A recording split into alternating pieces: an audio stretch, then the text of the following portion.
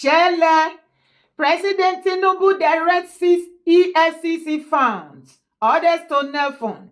President Bola Tinubu has directed that all liquid funds recovered by the EFCC be channeled into Nigeria Education Loan Fund, Nel Fund, to support the education of Nigeria students. Wow. President Tinubu further directed the Minister of Finance, Education, the Attorney General of the Federation, and the Debt Management Office to work together to establish the legal framework for the transfer of the funds and unclaimed dividends to Nel Fund. Wow! Great news! Kí ló feel? Bàbá Tinubu ní pé gbogbo owó tí àwọn EFCC tó máa ń gbà lọ́wọ́ àwọn criminal àwọn former political class àti àwọn aráàlú ìwọ àtèmi mọ̀ àjọ máa ń béèrè ní pé gbogbo owó tí EFCC tí ẹ̀ máa ń gbà yìí ibo lowó yìí wà, ibo lẹ kówó lọ. For the first time tí máa rí nínú history.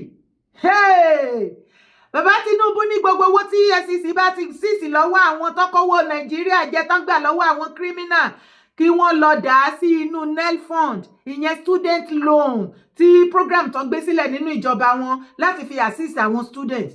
Wow! Wow! Wow! Wow! That is interesting. Kí ọ̀rọ̀ yẹn kó lè yé dáadáa. Tẹ̀lé mi wá wo. Nigeria just make 9.3 trillion naira from something will be crude oil. And this is the highest the country has made from something that is not crude oil. For many years, Nigeria be depend on only one thing, which is crude oil, as their major source of income, if not their only source of income. If oil price go up, we go be happy. If oil price come down, the economy go to shake. Meaning that one product, they determine the entire fate of the economy. Then in 2025, something changed and a lot of people no notice them. Nigeria exports over 9 trillion naira of other things we know be crude oil. They export things like cocoa, cashew, ginger, gold. In total, Nigeria exports 281 different products to 120 different countries across the world.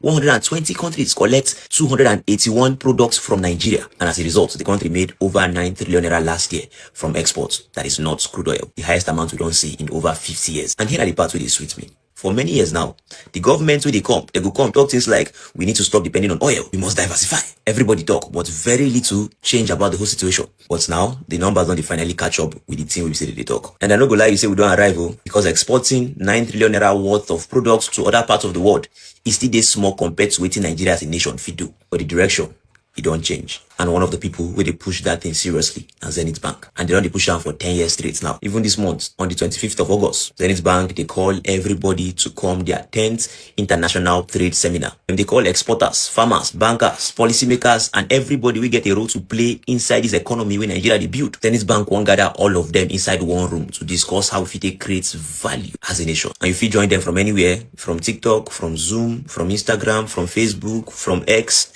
anywhere you feel like joining them from, if you join them from. According to Zenith, they talk say Nigeria is more than oil, and they want to make all of us join them for this their meeting to see how if we make that statement a possibility. So now waiting they happen be that I think I carry and comment. If you find this insightful, can you like, comment, and don't forget to share to a friend. Oh, tó bẹ́ẹ̀ ni abẹ́yìn orí fídíò yẹn ni. Ṣọ́tán. So kò kìí ṣe po rọ̀bì nìkan, crude oil nìkan ló ní láti generate owó tó jẹ́ pé Nàìjíríà wọ́n ṣàrànjú mọ́ crude oil. So kò kìí ṣe po rọ̀bì nìkan. Even cashew kẹ̀dẹ̀ máa wá wò ó. Bàbá wa Ṣọ̀ún Ògbómọ̀ṣọ́, ẹ̀yin ọmọ Ògbómọ̀ṣọ́, ẹjọ́ tí mo bá parọ́ ẹja mi, ẹ lè bá mi share fídíò yìí dé ọ̀dọ̀ bàbá mi Kábíyèsí Ṣọ̀ún Ògbómọ̀ṣọ́ kẹ́ṣọ́ ọba kó jẹ kó pẹ́pẹ́pẹ́ bàbá.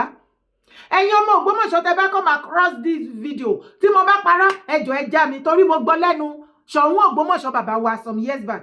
Wọ́n ní cashew Ògbómọ̀ṣọ́ kò tí ì ṣẹlẹ́gbẹ́ nínú ayé is the best. Àwọn Russia wọ́n kó lọ dé Russia. Wọ́n ní cashew Ògbómọ̀ṣọ́ number 1 ní the whole world.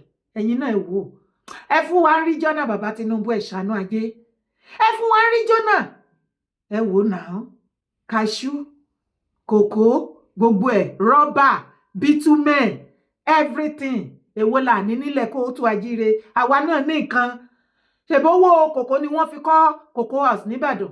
yàtọ̀ fún yẹn àti àìmọye oríṣiríṣi nǹkan tí wọ́n fi build sílẹ̀ Yorùbá ń gbà yẹn owó nǹkan ilẹ̀ wa náà ni àsìkò tí tó tá máa padà sí gbogbo nǹkan yẹn afẹ́ lajú ni Yorùbá ọmọ kóòtù àjíire afẹ́ lajú àti wá abroad àti rí gbogbo ẹ̀ ní ìlú òyìnbó ní Germany tèmi ń gbé àgbẹ̀lọ́ba àwọn ni the most richest people ní Germany government máa ń kówó fún wọn ṣeré ni they are the richest in Germany ṣí car slot ó ṣe kinní kan ó lè fi compare àgbẹ̀ láyé ní Germany forget it they are stinkly rich àti wá sí ìlú òyìnbó I believe yìí pé iṣẹ́ àgbẹ̀ iṣẹ́ burúkú ni iṣẹ́ tí ò dáa ẹ̀yin political class wa la wá ń bẹ̀ sí ẹ bá wa mú nǹkan iṣẹ́ àgbẹ̀ rọrùn àwọn machineries tá lè lò tá encourage àwọn èèyàn láti go back to farming ẹ jẹ́ go back sí bá ṣe wà tẹ́lẹ̀ àti lajú dé pàkọ́ sí ojú wa ti já kò sí nǹkan kan kò sí bójúbójú kankan mọ́ àti rí everything sí finish don enter let's go back to our normal way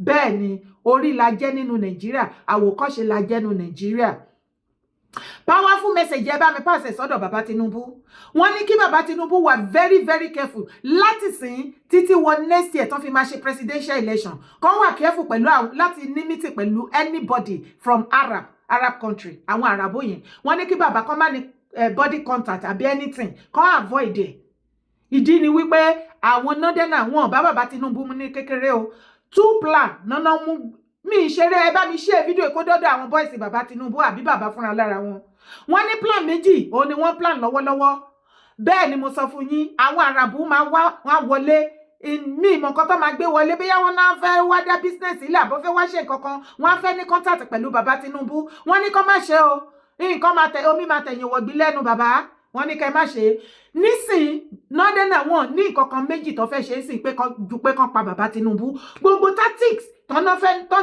tán lè lò láti jẹ́ kí bàbá Tinubu kó kúnlẹ̀ kó máa láìgbé ìdí wọn àbí kó gbà fún wọn wípé òkè ó yá ẹ gbàjọba ẹ máa ṣe lọ gbogbo ẹ̀ náà ti try wọ́n rí pé kò work àárín wọn kò pé mọ́ ṣebí tó bá ríra wọn bá sọ̀rọ̀ bí ti tẹ́lẹ̀ mọ́ ni wọ́n máa rí plánù ṣe so wọn wá ṣe meeting nínú Nàìjíríà according to the information wọ́n ní wọn ṣe meeting àwọn wo ni mò ń sọ the Fulani Caliphate headed by Sultan wọ́n ní wọn ṣe meeting nínú Nàìjíríà mọ́ not even in the Africa bóyá Arab country yẹn náà ti lọ ṣe meeting gbogbo ọ̀nà ni wọ́n wá láti gbẹ̀mí yín bàbá wọ́n ní kẹ́ avoid the contact pẹ̀lú any Arab person tí tẹ́fí máa ṣe presidential election next year ìyẹn ìkíní ìkejì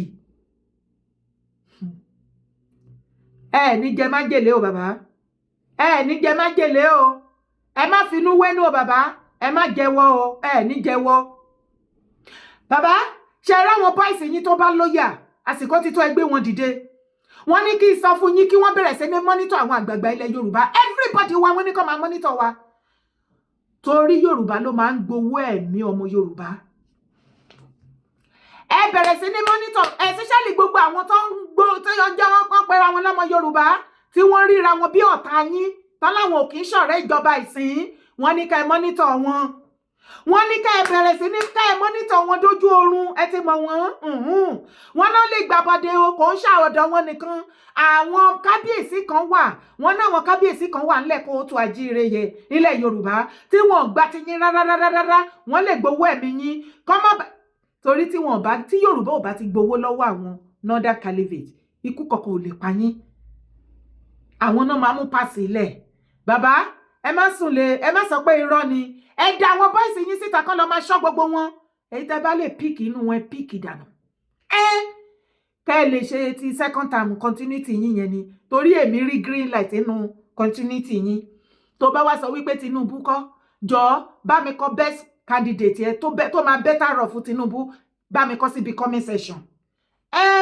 jẹ́ mọ candidate ẹ̀ Àtíkù Obi Kankaso kò sí lọ tẹ̀lé mi wá wo fídíò yìí. Automatic. If I see that your town is prosperous and it's next to my town that is very poor, I am not going to continue sitting there looking at you just with your prosperity. I will move in to enjoy that prosperity. That is how osmosis is. That is why you go to Lagos. Even the governor of Lagos now is trying to implement this, mop this up, send them back to... This is not the way to go, because once you start this, you enter into another challenge of a national problem. The Constitution says every Nigerian can live anywhere. Absolutely. Now, when you say that child in Kaduna State, go back to Katsina, go back to Adama, a child in Lagos, go back to Benue, go back to, you've introduced another, and then people start looking at you as if to say, either you are too much under pressure or you are not solving the problem creatively, despite the fact that the Economic Council, chaired by the vice president, sometimes by even the president, all the governors are facing each other. Why can't they face this together to say that, look, we are having this problem. If all these children were to become scientifically very effective, software coding, producing things, creating wealth, I think everybody will keep them. But because to get them to that level is a challenge, you better just sweep them out and play ostrich. So as far as I am concerned, it is, and first of all, it's a national issue. Secondly, we have to understand that it is very, very scientific. We should be discussing it all the time. And that is why in my traditional career, not long ago, maybe in the last 10 years, I have looked at this very, very carefully. First of all, I used to visit this Sangaya, just as a secretary to the government. And as an educationist, as a teacher, I go there and I see very, very intelligent children. A child at the age of 9 memorizing the Quran. And this is not like memorizing biology. This is the leg of grasshopper, this is the head, this is the thorax, this is abdomen. No, no, no, no. This is memorizing the Quran on how to read it and how to pronounce it. And so on. And the memorization is not A to Z. Open the Quran anywhere, start reading, that child will pick it up. How can that child fail biology, which is simple? How can this child who is so smart can fail mathematics? Absolutely. The issue is that brain at that level has not been caught and then molded into become mathematician, engineer, or whatever. So I said, something has to happen. And you know, it's easier now because the IT age, now we're even caught up with AI. There is free biology on the internet. Just go to YouTube, go to TikTok. Yes, it may make you laugh, but there are also educational content free of charge. You can learn how to do things. And our own young people, although you call them Gen Z and the cyber whatever, but they know they're very creative. I said we must take advantage of this ICT age to inculcate something. And like I said before, President Buhari said, look, if you can't solve this out of school children by building more schools, take limited education to wherever the child is, so that you go and say, hey, stop, take this 1 hour every day, continue doing your dustbin and whatever, possibly you may spark something.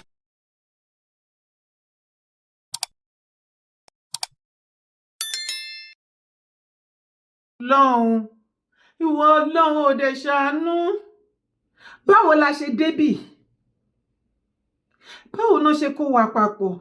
Ẹ̀yin Bìrìtìkó yìí, tá bá ń gbé yín ṣépè lójoojúmọ́ tó bẹ́ ojú bẹ́ẹ̀ lọ. Bàbá ńlá mistake ni wọ́n ṣe àwọn àgbà náà tí wọ́n ń kó gbogbo wa papà sí wọ́n Nàìjíríà. Ibo la wà àtàwọn ilé ti jọra wọn. Ibo la ti jọra? Ẹ gbà mí, ẹ ra mí kalẹ̀. Wọ́n tún bínú, wọ́n fi kanra mọ́ Governor Jide Sanwo Olu of Lagos State. Ìpọ́n gbógun ti Àlìmájìrí, what can fa rubbish gan? Ṣé ti ráyé? Ṣé ra wọn táwọn tá ń tọ́jọ́ kóra wa papọ̀? Tájọ́ ń ṣe Nàìjíríà. Ṣé ra wọn tán gbé ìjọba political power Nàìjíríà tán gbélé lọ́wọ́? Ṣé gbọ́rọ̀ burúkú tó rùn lẹ́nu wọn? Bóyá oh God, kò dẹ̀ ṣe wípé wọn mọ̀ nǹkan tó ń sọ o. Ọpọlọ yẹn ò sí ńbẹ̀ ni. They are too backward. Gbogbo political power tí àwọn Bìrìtìkó gbélé wọn lọ́wọ́ kí náà fi generate fún Nàìjíríà, nothing. Ẹ̀sìn. Political power tó ń gbé fún àwọn Northern Caliphate tó ń hijack tó ń gbé máyà. Ẹgbàmí kí náà fi contribute sínú Nàìjíríà. Terrorism, Àlìmájìrí, mass wedding. Ṣẹ̀ráyé. Àlìmájìrí ti take over everywhere ní the whole Nigeria. Iṣẹ́ ọwọ́ àwọn Northern náà ni. Iṣẹ́ ọwọ́ àwọn Northern Caliphate náà ni. Olórí wọn, Sultan. You see how terrible they are? Ṣé rí bó ṣe bá yé àwọn ọmọ Northern náà jẹ́? Ṣé rí bó ṣe bá yé wọn jẹ́? Ṣé ìgbọ́rọ̀ burúkú lẹ́nu ẹyẹ? Kò múra kankan lórí ọ̀rọ̀ terrorism. Kò múra kankan lórí àwọn ìwà burúkú tí wọ́n generate láti northern part of Nigeria to the rest of Nigeria. Nítorí a sọ ní ilẹ̀ títí wa ní South West wípé àsìkò tító a ò fẹ́ gbọ́ nǹkan tó ń jálè májìrì mọ́. Àwọn tó dẹ̀ ń ṣe àlìmájìrì tó ń gbé gbákiri tó ń tọrọ bára àtọmọdé àtàgbà àtọkọ àtọmọ àti ìyàwó wọn yìí, majority wọn terrorist ni wọ́n. àìmọye ìyàwó wọn ló máa wá rán wá sọ́jà all under the pretense of pé àlìmájìrì wọ́n tọrọ owó, àwọn náà bá wọn ro oúnjẹ tó ń bá wọn ra oríṣiríṣi nǹkan tá lọ kó fún wọn nínú igbó. Wọ́n mọṣẹ́ tó ń ṣe. Bẹ́ẹ̀ ni wọ́n mọṣẹ́ tó ń ṣe. Ó yé wọn. Àwọn ọmọ kéékèèké àlìmájìrì yẹn mercenaries náà jẹ́ fún bàbá wọn terrorists. Ìyá wọn mercenaries ni àwọn náà wá ra oúnjẹ. Àwọn ilé àwọn ọmọ yẹn àwọn á máa wọnú ilé woro sí woro, ọ̀dẹ̀dẹ̀ sọ́dẹ̀dẹ̀, yàrá sí yàrá, ibi tí àwa tá ní ìlú gan tá ní ilẹ̀ bàbá wa tá àmọ̀nà wọ́n mọ̀ bẹ̀. Àwa pariwo síta wípé kí gbogbo àwọn gọ́vnà àsìkò tí tó kọ́ kó àwọn àlìmájìrì kúrò lójú títì. Iná àwọn lágbódegbà fún terrorists. Gọ́vnà Jídé Sanwo Olu wá bẹ̀rẹ̀ sí ní páàkì àlìmájìrì. Ẹ gbà mí. Àwọn northern wá ń bínú ipe ó ń kó àwọn àlìmájìrì ní Lagos State, ó ń dá wọn padà sí north. Ibo ló yẹ kó dá wọn padà sí? Why do you have to put your problem, the same problem you orchestrated by yourself? You want to shift the blame on us now. Ṣàráyé wọn bó ṣe ń ronú. Ọlọ́run bàbá ẹ fún wa ń rí jọ́nà. Bàbá ẹ gbé rí jọ́nà alẹ́, enough is enough. We cannot tolerate these people. Torí àwọn eléyìí ò lè bọ́ ń bẹ́ẹ̀. Ṣé rí màálù tó ń sìn, ó ní ọpọlọ jù wọ́n lọ. Tí ò bá jẹ́ bẹ́ẹ̀, ẹ ń bá gọ́vnà Jídé Sanwó Olú jagun, ẹ ń kọ̀ndẹ́mù gọ́ọ̀mẹ̀ntì àti iṣẹ́ owó ẹ̀ nítorí pé ó kó àwọn àlìmájìrì. Ẹ̀yin lẹ́dẹ̀ sọ wọ́n di àlìmájìrì instead of you northern leaders and elders láti fún àwọn masses yín ní western education for them to be useful to the society, that they will never become a burden to you today. Torí ẹ fẹ́ kí wọ́n máa ṣe ẹrú lábẹ́ àwọn ọmọ yín, ẹ gbàyé wọn lọ́wọ́ wọn. Ẹ fún wọn ní àlìmájìrì set of education, ẹ gbélé wọn lọ́wọ́. You see their life? You see? Wọ́n wá há ike different color lé wọn lọ́wọ́. Àwọn ọmọ yẹn bọ́ síta, wọ́n tọrọ oúnjẹ, gbogbo sàárà tá máa lọ gbé fáwọn afọ́jú àlìmájìrì gbogbo wọn. Aṣọ wọn ní kó lọ ta kíní kan lọ́rẹ̀, owó everything. Wọ́n ní leader, lára leader wọn ló ń rí. Wọ́n ní leader tó máa lọ kó gbogbo ẹ̀ fún tó bá délé. Ìyá wa yọ tíntín ní bẹ́ńbélé orí ẹ̀, òun ló máa fún wọn padà. Àwọn ni wọ́n ń kó gbogbo ẹ̀. Báwo náà ṣe fẹ́ kí àlìmájìrì kó stop? Àwọn ọmọ tó yẹ kó lọ sí school, kí wọ́n become something meaningful to help the society. Ẹ wá wo north lẹ́ni, wọ́n wá fẹ́ kí every other part of Nigeria to become part, kó káyé every other part of Nigeria ní south kó dàbí ti north. Láyé kamari ni Paul wí. Láyé mi ìdẹ̀rí ẹ̀yìn gan mi ìrí wọn bá wí. Àwọn Ọ̀yọ́ governor, Èkìtì, Ondo and the rest of them tí wọ́n ti páàkì gbogbo àlìmájìrì kọ́ sọ́ngọ̀ wọn padà sí north. Ṣebí nǹkan tẹ́ fẹ́ kí wọ́n ayé wọn jẹ́ nìyẹn. You want them to become àlìmájìrì so that they will not have western education in order to stand and look at you in your face. Àbí wọ́n ẹ fẹ́ kó béèrè ikú tó pa bàbá ńlá bàbá wọn lọ́wọ́ yín lọ́jọ́ iwájú. Then fix it yourself now. Do you have to be sending them to our side? We don't need àlìmájìrì in our side. Ìwọ tó bá jọmọ Yorùbá tí ìwọ náà fẹ́ lọ máa copy àwọn ọmọ àlè yìí tó fẹ́ máa ṣe tó gbégbá àlìmájìrì, àsìkò ti tó máa bẹ̀rẹ̀ sí ní fi ẹ̀yin ìyá yẹn lẹ́gba. Wọ́n á fi yín ọ̀pọ̀lọpọ̀ ẹ̀yin ìyá lẹ ti become àlìmájìrì sójú títì tẹ́jọ́ ọmọ Yorùbá. Àwọn ọmọ ẹ láwọn ọmọ ṣùgbọ́n torí ẹ̀sìn wọ́n ti fi ẹ̀sìn mùsùlùmí wọ́n fi brainwash yín. Arabic àti kéwú nìkan lọmọ yín kà, kò síbi tó ti fẹ́ fi ṣiṣẹ́. Ẹ lè jẹun ọmọ, ebi ló máa pa yín kú, ebi ló ń pa mọ́nàmọ́ná kú. Awí fún yín ẹ gbọ́, ẹ̀yin tó kù ẹ learn from them. Wọ́n náà pọ̀ ń bàdàn, kò sí àdúrà orí burúkú tí ò sí lẹ́nu wọn. Tó bó bá fẹ́ mówó lẹ̀, wọ́n ní tó bá kẹnu bàdúrà báyìí, ó ní mọ̀gbà tó máa wówó tó máa fún wọn. Ṣé nǹkan tó dẹ̀kù fàyè yín nì? Ṣe ráyè yín. Ibẹ̀ nìkan kọ́lá tún yín lọ, ṣì tún ìtẹ̀lé mi kó wá wáyé wọn. I'm an Afghan woman. I live in Afghanistan.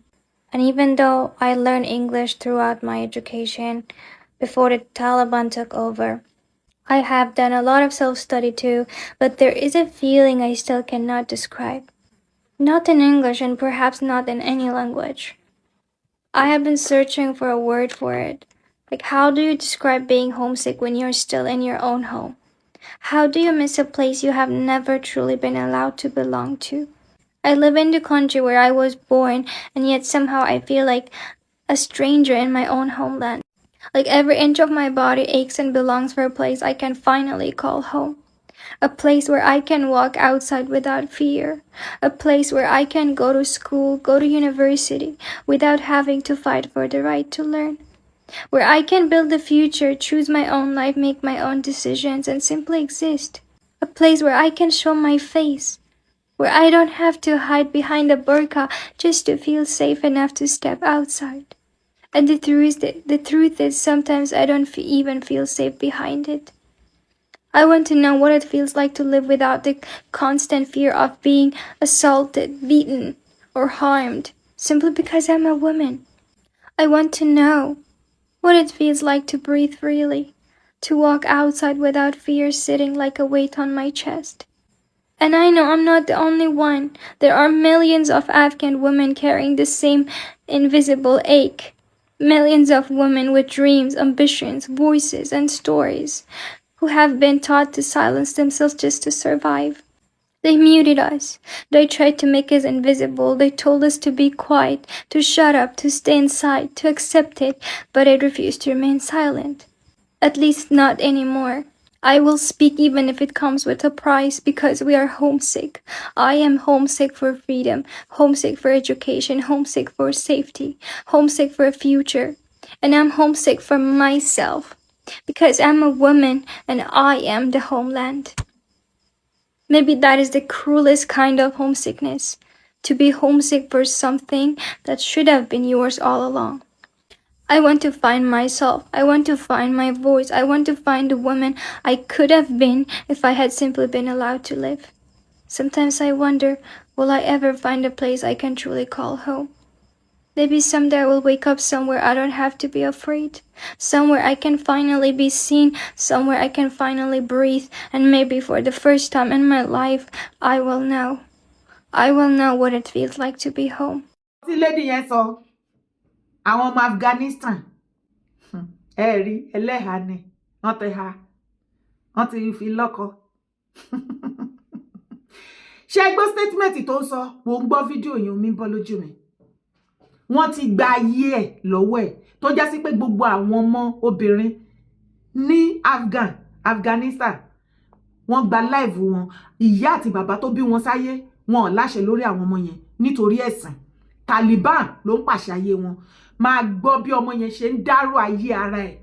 Ó lóun wà nílùú òun, ní ilé òun, ní country òun dẹ̀ tún mísì ilé òun. Mi rò pé ọ̀rọ̀ tó sọ yẹn make sense létí yín. Fún ẹ̀yin mọ̀nàfíkì ilẹ̀ Yorùbá, ẹ ti rógo o. Ẹ̀yin cleric, Islamic cleric, mọ̀nàfíkì, ṣé Gumi set ilẹ̀ Yorùbá, ẹ ti rí ọ̀ràn. Ẹ ti dẹni ègbé. Mo sọ fún yín, mo ní ìbalùwẹ̀ yín tó ń fẹ́ dòdò nílẹ̀ kó o tó àjíire ilẹ̀ Yorùbá. Àwa máa dúró ká wa abracadabra. Tẹ́ fẹ́ ṣe. Ẹ rí pé tí ṣẹ̀sìn ojúmọ́ kan ẹ̀sìn kan lẹ́ ń ṣe nísìn.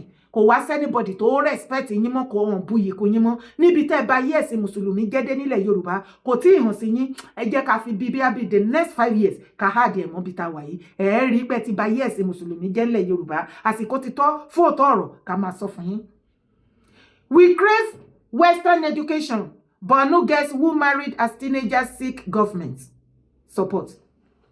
Young women who got married as teenagers between the age of 13 and 16 in Tashakangele community, Maiduguri, Borno State, have appealed to government to expand access to education to enable them to redefine their future. Underline, redefine their future aspirations and contribute more meaningfully to the society. Àwọn ọmọbìnrin under the age of 13 to 16 tí wọ́n ṣe mass wedding fún lẹ́nu ọjọ́ mẹ́ta yìí, wọ́n sunkún, wọ́n rawọ́ ẹ̀bẹ̀ sí bàbá Tinubu pé kó wá yọ wọ́n, kó wá gbáyé wọn, kó wá gbà wọ́n là, kó wá rescue wọn kúrò lọ́wọ́ àwọn Islamic cleric ní nọ́ọ̀tì. Wọ́n ti báyé wọn jẹ́. Ọmọ 30 years nílẹ̀ Yorùbá ó sì wà under parent custody. Ó máa jí láàárọ̀ tó máa béèrè oúnjẹ lọ́wọ́ parent ẹ̀, á gbé báàgì á lọ sí school, tó bá dé ẹkú lé mo ti school dé, lálẹ́ wọ́n ní kó lọ gbéwèé ẹ̀ kó lọ kà á. Ṣùgbọ́n ní nọ́ọ̀tì wọ́n ti fẹ́ èèyàn tó fẹ́ fún ọmọ 30 years, wọ́n lè lọ fẹ́ fún bàbá 80 years tó ti níyàwó méje, tó ti bí ọmọ 20. Ayé wọn ti bàjẹ́. Ṣẹ́ni bó ṣe bá yé àwọn ọmọ yẹn jẹ́. Okay, pẹ̀lú nǹkan tí àwọn ọmọ Borno ń sọ bí, compare to video tó wò tán sìn, èwo ló encourage ìwọ as a Mùsùlùmí person? Èwo ló encourage ẹ tó dùn ẹ́ nínú tó wá believe pé irú ìgbésí ayé yẹn òun ló fẹ́ support Gumi Ìwó, Olúwo, àti Gumi Mufti Ìwó, àti Oríyọmí? Mo ń sọ fún yín, ẹ̀yin ọmọ Ọ̀yọ́ ẹ fẹ́ ṣera yín àsìkò tẹ́ fẹ́ jẹgba. ẹ fẹ́ fọwọ́ ara yín dígì grave ara yín. Mi ò hate Oríyọmí, ilẹ̀ bàbá mi ni mò ń jà fún ni. Òtítọ́ tí wọ́n rán mi ni máa sọ. Oríyọmí Hamzat kí ló ṣe fún ọ̀ṣẹ́ kọ́kọ́ fún mi, but I have to tell you the truth. Ẹ̀yin ọmọ Ọ̀yọ́, torí wọ́n ní bí ará ilé ẹni bá ń jẹ kòkòrò tí ò dáa tá a bá sọ fún. Ó lè dòru kó má jẹ́ ká sùn ọ̀rọ̀ húrú ẹ o. Ó lọ́rọ̀ tó wà lẹ̀, ẹ lajú inú yín. Ẹ má listen, ẹ má rò wípé torí àkọ́dù ti wọlé lọ́ṣun ká lọ dìbò f'Oríyọmí tí yín ti bàjẹ́ nìyẹn tẹ́ ẹ bá ṣe. Mò ń sọ fún yín, ẹ má rò péré ni. Ṣé rí Oríyọmí àti Mufti Ìwó, Sheikh Gumi Mufti Ìwó, Anko, Sultan, Gumi gangan, Sheikh Gumi Ahmad ní nọ́ọ̀tì gbogbo wọn bí wọ́n ṣe wà lélẹ́yìí. Ṣàríà ó máa gbé wọ Ọ̀yọ́. Ṣé o ti rí nǹkan tí ojú wọn rí níbọ̀nú? Àwọn ọmọ Ọ̀yọ́ ló ń sunkún yìí. 30 years old girl forcefully wọ́n lọ fẹ́ fún bàbá 70, 80 tó ti níyàwó 20. Àwọn nǹkan tí ṣàríà máa bí fún yín òun ni mò ń sọ òun lẹ́ rí. Ṣé o ti rí fídíò tó wò tán? That is Afghanistan tó ń practice ṣàríà bẹ́ẹ̀. Ṣé o ti rí? Ṣé o ti rí bó ṣe ọmọ yẹn ṣe ń ṣòfò ìwásáyé ẹ̀ tó o bá rí? Ṣé o rí inú òkùnkùn? Ṣé nǹkan bó ṣe fẹ́ fi ìgbésí ayé ẹ̀ tó ṣe fẹ́ gbé nìyẹn àbí? Ṣé o ti rí? Kò lè lọ school, kò lè live life ẹ̀ bó ṣe wù, kò lè ṣe bó ṣe wù nítorí ẹ̀sìn. Àwọn olórí burúkú kan kóra wọn jọ. Wọ́n wá wò wípé kí ló yẹ kó ṣe o. Àwọn fi ìfẹ́ continue láti máa continue with a slavery. Wọ́n wá sọ de modern slavery. Wọ́n wá lọ gbé sábẹ́ ẹ̀sìn Mùsùlùmí. This is just a pure modern slavery. Ṣebí ní ayé ìgbà yẹn a rí fídíò wọ́n so ṣéènì mọ́ wọn lọ́rùn, mọ́wọ́ mẹ́sẹ̀. Àbí irin tó wé ìbàjẹ́ wọn ò ṣe yẹn mọ́ nsìn. Ọ̀nà tó ń gbé gbà lélẹ̀. Ẹ wo àwọn ọmọ yẹn, wọ́n sunkún. Wọ́n ní kí wọ́n fún wọn ní education kan. Wọ́n ní kí government President Bola Ahmed Tinubu come to their aid. Baba, please now. Is there anything you can do for these children? They need your help. Àwọn parents wọ́n ti wà powerless. Wọ́n ti conquer wọn. Hey God. Àwọn ọmọ yẹn ní kí government kó rescue wọn, kí Baba Tinubu rescue wọn. Pé kí wọ́n redefine ayé wọn, káyé wọn. Àwọn náà fẹ́ contribute meaningful something to the society.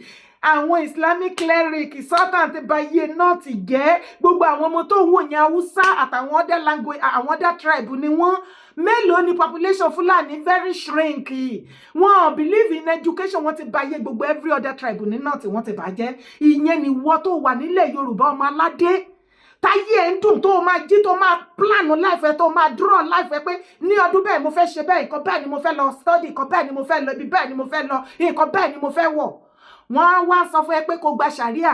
Tí ṣàríà bá ti dé, ṣé o ti ráyè wọn bó ṣe ń sunkún ní Afghanistan? Ṣé o ti rí àwọn ọmọ yẹn bá yẹn ń pariwo kí bàbá wá yọ wọn lọ, kó wá yọ ayé wọn lọ́wọ́ àwọn wèrè yìí ní north ní under ṣàríà? Ṣé ìyẹn ni wọ́n ń praise tí wọ́n fẹ́ welcome?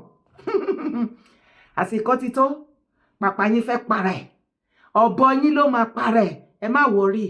Àwa sọ kó má bàa sọ wípé o gbọ́, o gbọ́, o gbà, ó yàtọ̀ sí pé mi ò gbọ́ rárá. Orúkọ tèmi ò yípadà, Ìyèdára Kòwé ni mò ń jẹ́. Má gbàgbé láti bá mi support program mi. Má gbàgbé láti like, drop your comment. God bless you as you do so. Bye for now.